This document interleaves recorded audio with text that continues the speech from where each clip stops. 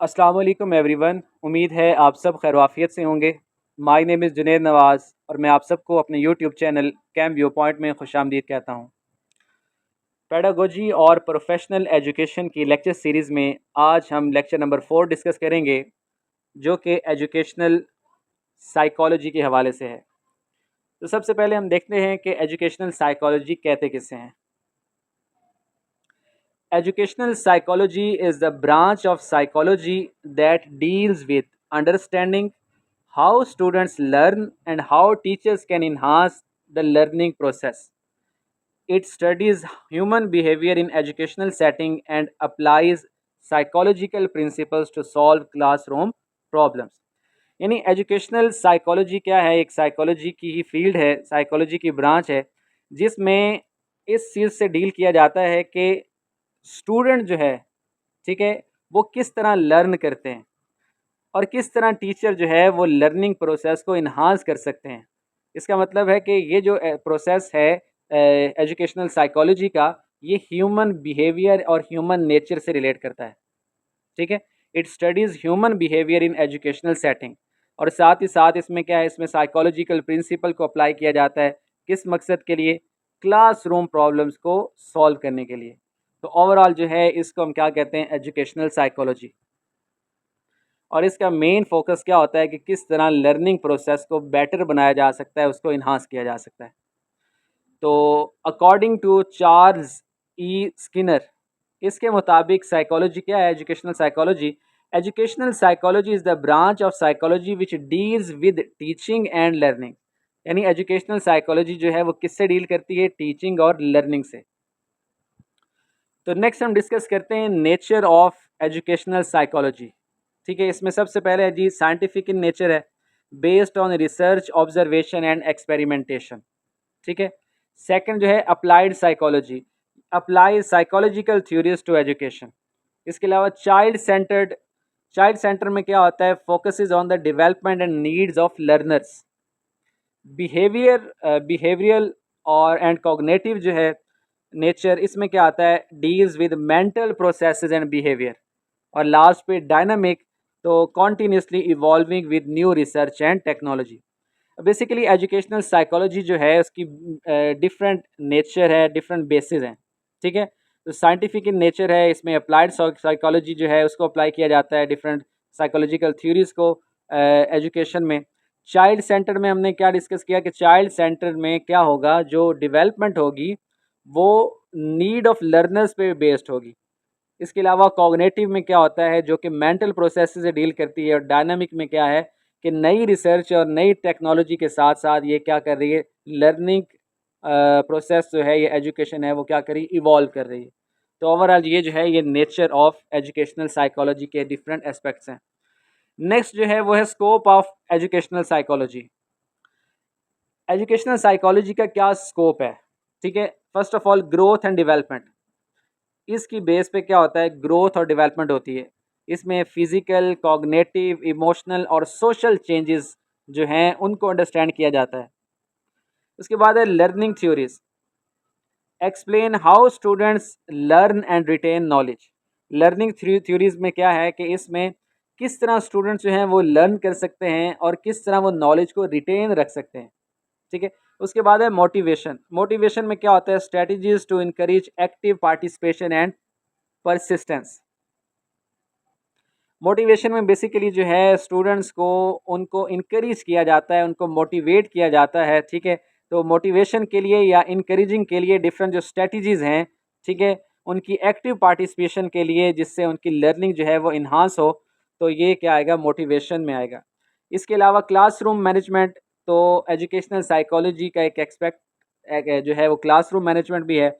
इसमें डिसिप्लिन को मेंटेन करना, बिहेवियर को और क्लासरूम इन्वायरमेंट को जो है वो इफ़ेक्टिव वे में लर्निंग इन्वायरमेंट बनाना। तो ये डिफरेंट स्कोप हैं एजुकेशनल साइकोलॉजी के। यानी इसका मतलब है कि अगर एजुकेशनल साइकोलॉजी को फॉलो किया जाए तो उससे क्या होगा? उससे ग्रोथ होगी, डेवलपमेंट होगी। ठीक है, लर्निंग थ्योरीज जो है उनको अंडरस्टैंड किया जाएगा, मोटिवेशन जो है उसको यूटिलाइज़ किया जाएगा और क्लासरूम मैनेजमेंट जो है उसको बेटर किया जाएगा। इसके अलावा साथ साथ इसके स्कोप में फर्दर आता है असेसमेंट एंड इवेलुएशन। असेसमेंट और इवेलुएशन में क्या है जी, इसमें उन टूल्स को यूटिलाइज किया जाता है जो कि लर्निंग आउटकम्स को और कॉग्निटिव एबिलिटीज़ को मैयर करते हैं। ठीक है। उसके बाद है इंडिविजुअल डिफरेंसेस। इसमें क्या है जी, इसमें डिफरेंट जो लर्निंग स्टाइल्स हैं, आईक्यू लेवल्स हैं और बैकग्राउंड्स हैं, उनके अकॉर्डिंग जो है स्ट्रेटजीज डेवलप की जाती हैं, उनके अकॉर्डिंग जो है वो लर्निंग को। इसके अलावा guidance and consoling, it helps students deal with academic, social and emotional challenges. ठीक है।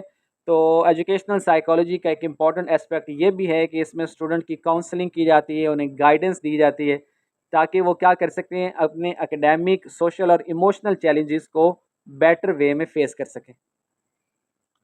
तो नेक्स्ट हम डिस्कस करते हैं कि एजुकेशनल साइकोलॉजी इन टीचिंग, इसकी क्या इंपॉर्टेंस है। तो सबसे पहले है helps identify needs and interest and capabilities of students. ठीक है, ये चंद पॉइंट्स हम पहले भी डिस्कस कर चुके हैं कि एजुकेशनल साइकोलॉजी जो है वो टीचिंग में किस तरह अपना रोल प्ले करती है, वो टीचर को इस काबिल बनाती है। ठीक है, ताकि जो स्टूडेंट्स हैं उनकी नीड्स को, उनके इंटरेस्ट को, उनकी कैपेबिलिटीज़ को आइडेंटिफाई किया जा सके।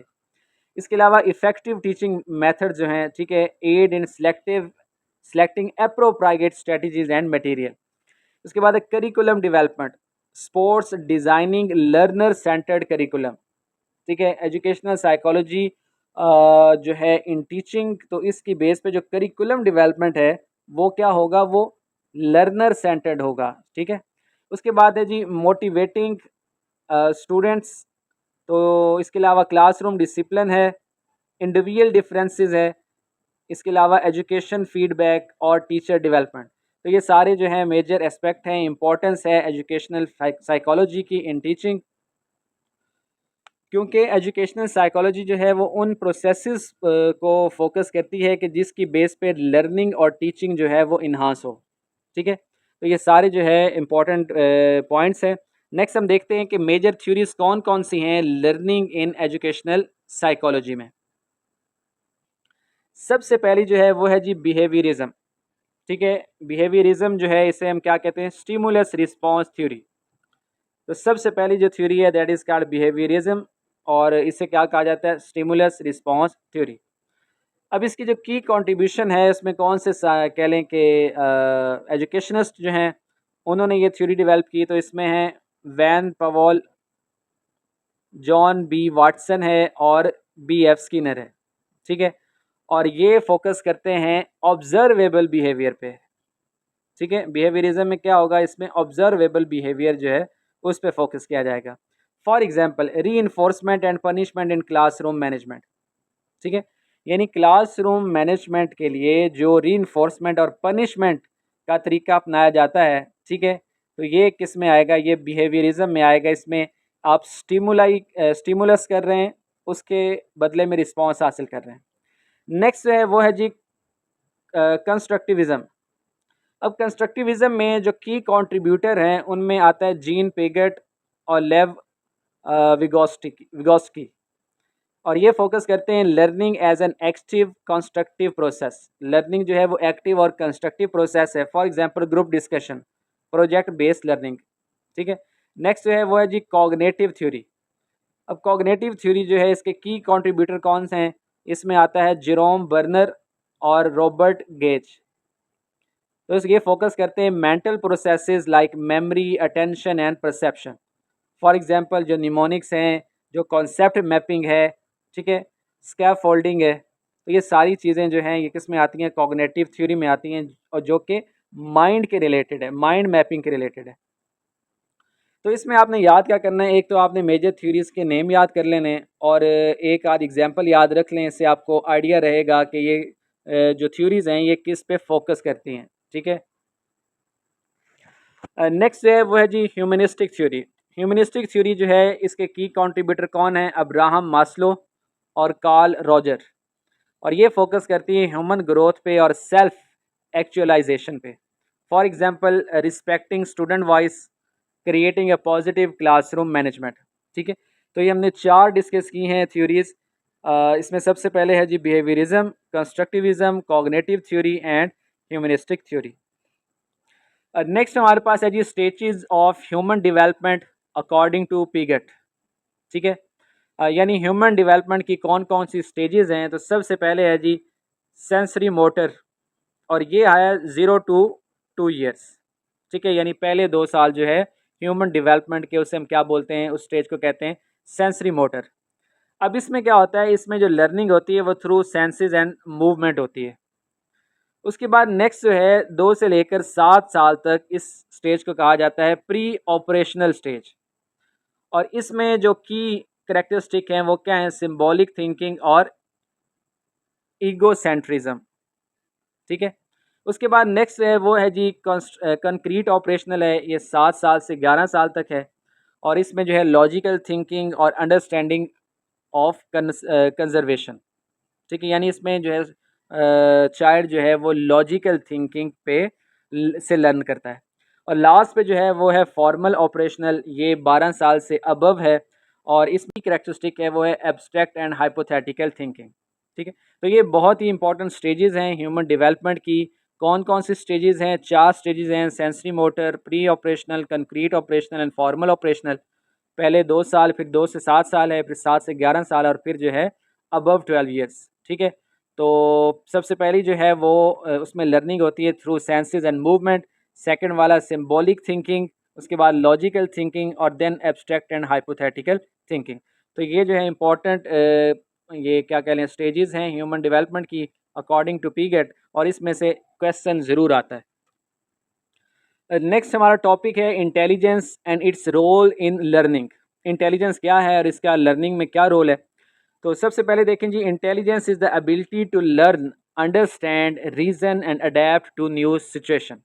यानी इंटेलिजेंस क्या है, ये एक एबिलिटी है, लर्न करने की एबिलिटी है, अंडरस्टैंड करने की एबिलिटी है, रीजनिंग की एबिलिटी है, और न्यू सिचुएशंस को अडॉप्ट करने की एबिलिटी है। ठीक है, तो टाइप्स ऑफ इंटेलिजेंस में Howard Gardner theory of multiple intelligence. ठीक है, इसमें डिफरेंट जो है टाइप्स हैं। तो सबसे पहले जो है वो है लिंग्विस्टिक, इसमें लैंग्वेज और कम्युनिकेशन शामिल है। उसके बाद है जी लॉजिकल मैथमेटिकल, इसमें प्रॉब्लम सॉल्विंग और कैलकुलेशन आ जाती है। म्यूज़िकल में साउंड और रिदम आ जाते हैं। इसके अलावा जो है बॉडली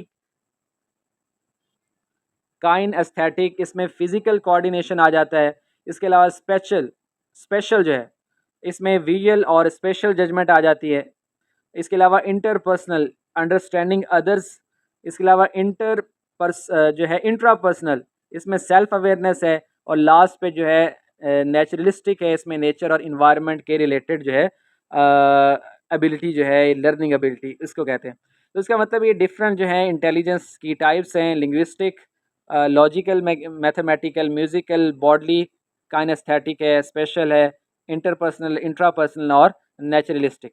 तो ये डिफरेंट जो है इसमें से भी कोई एक आध पॉइंट आ सकता है। तो नेक्स्ट जो है वो है जी motivation in educational psychology. Educational psychology में जो मोटिवेशन है ये दो तरह की होती है, एक होती है इंट्रिंसिक और दूसरी होती है एक्सट्रिंसिक। ठीक है, इंट्रिंसिक जो होती है वो होती है comes from with in the learner. ठीक है, इसमें फॉर एग्जांपल क्यूरियोसिटी है। ठीक है, तो ये क्यूरियोसिटी जो है ये इंट्रिंसिक मोटिवेशन है, यानी जो लर्नर के अंदर खुद डेवलप होती है उसे हम कहते हैं इंट्रिंसिक। और इसी तरह दूसरी जो है एक्सट्रिंसिक। एक्सट्रिंसिक जो है कम्स फ्रॉम एक्सटर्नल रिवॉर्ड्स और पनिशमेंट। ठीक है, फॉर एग्जांपल एक स्टूडेंट इसलिए पढ़ता है कि उसे रिवॉर्ड मिलेगा, इनाम मिलेगा, या उससे पनिशमेंट होगी, तो इस बेस पे जो लर्निंग है या इस बेस पे जो मोटिवेशन है उसे क्या कहेंगे, एक्सट्रिंसिक। और अगर वो खुद जो है उसके अंदर एक क्यूरियोसिटी डेवलप होती है, ख्याल आता है, वो खुद सोचता है, ठीक है, तो ये मोटिवेशन क्या होगी, ये इंट्रिंसिक होगी। तो नेक्स्ट हम डिस्कस करते हैं कि वो कौन सी टेक्निक्स हैं कि जिसकी बेस पे मोटिवेशन को इन्हांस किया जा सकता है। ठीक है, टेक्निक्स टू इन्हांस मोटिवेशन। तो इसमें एक तो है प्रेज एंड रिकग्निशन। ठीक है, प्रेज एंड रिकग्निशन है, गोल सेटिंग है, रिवार्ड्स एंड फीडबैक है, इंटरेक्टिव लर्निंग है, और स्टूडेंट ऑटोनॉमी है। ठीक है, इंडिविजुअल डिफरेंसेस इन लर्नर, यानी लर्नर्स जो हैं उनके इंडिविजुअल डिफरेंसेस की क्या क्या बेसिस हैं।